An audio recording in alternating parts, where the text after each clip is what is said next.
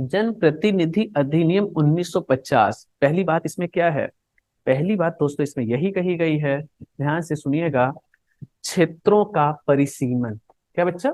क्षेत्रों का परिसीमन करना इलेक्शन कमीशन का काम होगा। मतलब परिसीमन का मतलब क्या होता है? परिसीमन आयोग का मतलब क्या होता है? बाउंड्री कमीशन, क्षेत्रों का निर्धारण करना। क्षेत्रों का निर्धारण करना मतलब लोकसभा में कितनी सीटें हैं? 543। तो 543 सीटें, कौन सा एरिया कहाँ रहता है? यूपी बॉर्डर यहाँ तक हो रहा है, लखनऊ यहाँ, यूपी यहाँ तक आ रहा है, हरियाणा यहाँ तक आ रहा है ना, महाराष्ट्र यहाँ तक आ रहा है, गोवा यहाँ तक आ रहा है। तो जैसे आपके राज्य है ना, वैसे जब इलेक्शन होता है लोकसभा का, तो पूरे पूरे भारत को 543 टुकड़ों में बांटने का काम कौन करता है? परिसीमन आयोग। लेकिन वो किसमें कहा गया है? जन प्रतिनिधि अधिनियम में कहा गया है। एक तो बच्चा क्षेत्रों का परिसीमन, और दूसरा है सीटों का आवंटन। क्या बच्चा?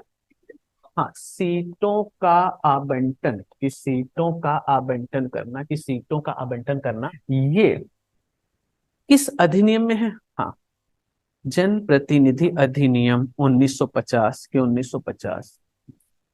परिसीमन करना और सीटों का आवंटन करना है, ये दोनों चीजें 1950 में बताई गई हैं। याद रखिएगा इसको। इसके साथ साथ दूसरा जो है जन प्रतिनिधि अधिनियम, कि जन प्रतिनिधि अधिनियम 1951। कौन सा बच्चा? हाँ, जन प्रतिनिधि अधिनियम 1951। इससे बड़ा अधिनियम ये है, नंबर एक, 11 अध्यायों में 171 धाराएं हैं इसके अंदर। किसके अंदर? जन प्रतिनिधि अधिनियम 1951। इसके अंदर क्या कहा गया है? इसके अंदर निर्वाचन आयोग की शक्तियों का विस्तार किया गया है। किसकी शक्तियों का? हाँ, निर्वाचन आयोग की शक्तियों का विस्तार किया गया है। निर्वाचन आयोग के कार्यों का विस्तार किया गया है। निर्वाचन आयोग के कार्यों को और व्यापक रूप में इसमें व्यवस्थित किया गया है संसद के द्वारा। ध्यान से सुनिएगा, जनप्रतिनिधि अधिनियम, इसमें क्या है? राजनैतिक दलों को, राजनैतिक दलों को मान्यता देना इसी में है। किसमें? जन प्रतिनिधि अधिनियम 1951 में जो भी दलों को मान्यता मिलती है, केजरीवाल को जो मान्यता मिली है, वो इलेक्शन कमीशन ने जो दिया है, उसके लिए कौन से अधिनियम का सहारा लिया गया होगा? हाँ, जन प्रतिनिधि अधिनियम का सहारा लिया गया होगा। इसके साथ साथ राजनैतिक दलों को, राजनीतिक दलों का पंजीकरण इसी के तहत होता है। किसके तहत? हाँ, इसी के तहत होता है, नामकरण इसी के तहत होता है। और ध्यान से सुनिएगा, राजनैतिक दलों को चुनाव चिन्ह का आवंटन, किसका बच्चा?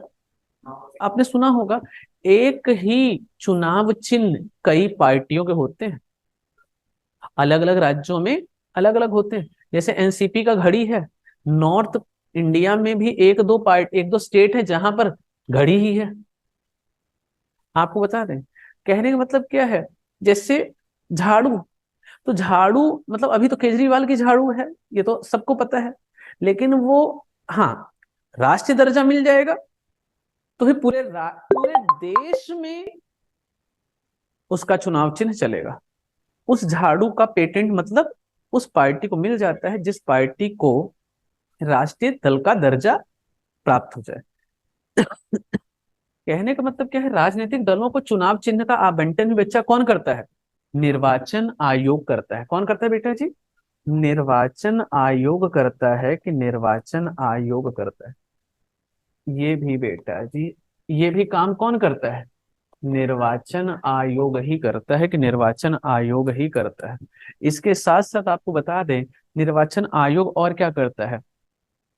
चुनाव की तिथि की घोषणा, मतलब चुनाव कब करवाना है।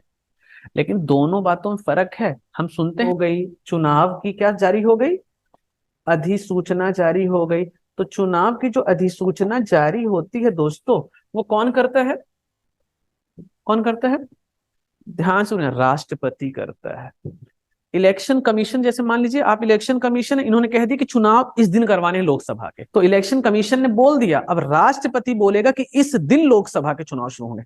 अधिसूचना जारी करता है निर्वाचन आयोग, लेकिन उसको अभिव्यक्त कौन करता है? राष्ट्रपति करता है, इस बात को ध्यान रखिएगा। अधिसूचना जारी करेगा। इसके साथ साथ आपको और बता दें दोस्तों, कि इसके साथ साथ आपको और बता दें, जनप्रतिनिधि अधिनियम 1951 में क्या है? चुनाव तिथि की घोषणा। क्या बच्चा? चुनाव तिथि की घोषणा, कि चुनाव तिथि की घोषणा। आम चुनाव, कौन से बच्चे? आम चुनाव। इसके साथ साथ उपचुनाव, कौन सा चुनाव? उपचुनाव। इसके साथ साथ मध्यवर्ती चुनाव। क्या बच्चे? मध्यवर्ती चुनाव। मध्यवर्ती चुनाव किसमें मिला, किसमें कहा गया है? जनप्रतिनिधि अधिनियम 1951 में कहा गया। इसके साथ साथ आपको यह भी बता दें, चुनाव के नतीजों की घोषणा। क्या बच्चे? चुनाव के परिणामों की घोषणा भी बेटा इसी में है। किसमें? जनप्रतिनिधि अधिनियम 1951 में है। इसके साथ साथ और भी कई प्रकार के जो कार्य हैं वो कहां पर बताए गए हैं? जनप्रतिनिधि अधिनियम 1951 में बताया गया। समझ में आ रहा है? सब्सक्राइब कीजिए हमारे चैनल को और बेल आइकॉन को दबाइए हमारी लेटेस्ट वीडियो सबसे पहले देखने के लिए।